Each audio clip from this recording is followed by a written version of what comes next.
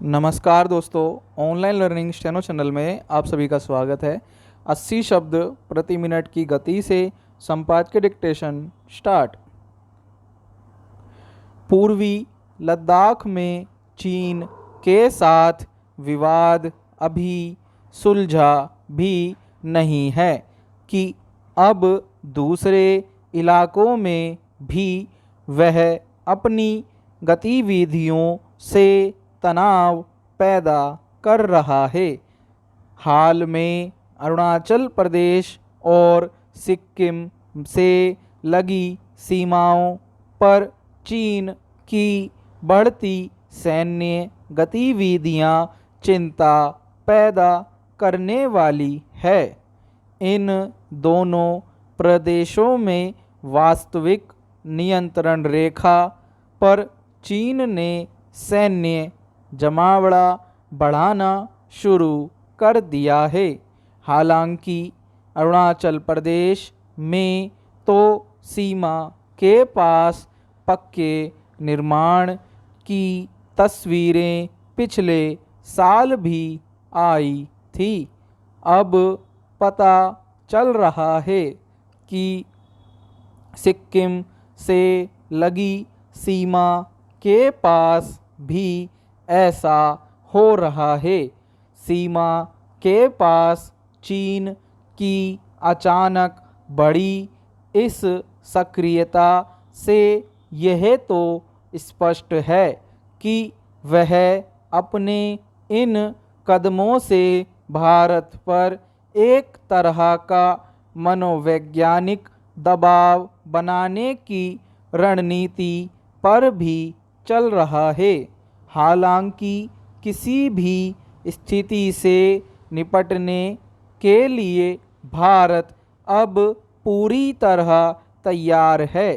गलवान की घटना से सीख लेकर भारत ने भी सीमाई इलाकों में मजबूत मोर्चाबंदी की है और चीन की सक्रियता पर पैनी नज़र है। लेकिन इस बात का खतरा भी बढ़ता ही जा रहा है कि लद्दाख से अरुणाचल प्रदेश तक चीन के कदम कहीं नया विवाद खड़ा करने की दिशा में तो नहीं बढ़ रहे। अपनी रक्षा करने का अधिकार हर देश को है, भारत को भी है और चीन को भी। इसलिए सीमा पर गश्त, सैनिकों की तैनाती जैसे कदम सामान्य बात होते हैं, पर चीन के साथ देखने में कुछ और ही आ रहा है। वास्तविक नियंत्रण के पास वह जिस तरह अपनी स्थिति मजबूत कर रहा है, उससे यह संकेत मिलता है कि वह किसी लंबी रणनीति के तहत ये सब कर रहा है। नहीं तो इस समय उसे ऐसी क्या ज़रूरत पड़ गई कि अचानक उन जगहों पर भी सैनिकों की तैनाती कर दी जहां पहले कभी ऐसा नहीं हुआ था। वास्तविक नियंत्रण रेखा पर अपने हिस्से में सैनिकों की गश्त का दायरा भी बढ़ा दिया।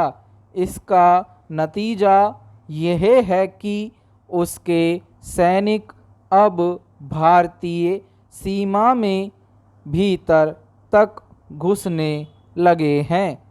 पिछले दिनों अरुणाचल प्रदेश के तवांग में भारतीय और चीनी सैनिकों का जो आमना सामना हुआ था, वह चीनी सैनिकों के भारतीय क्षेत्र में घुस आने का ही नतीजा थी।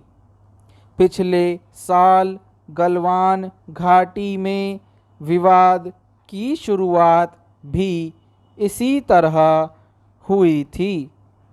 स्टॉप। फ्रेंड्स, पीडीएफ का लिंक आपको नीचे डिस्क्रिप्शन बॉक्स में मिल जाएगा।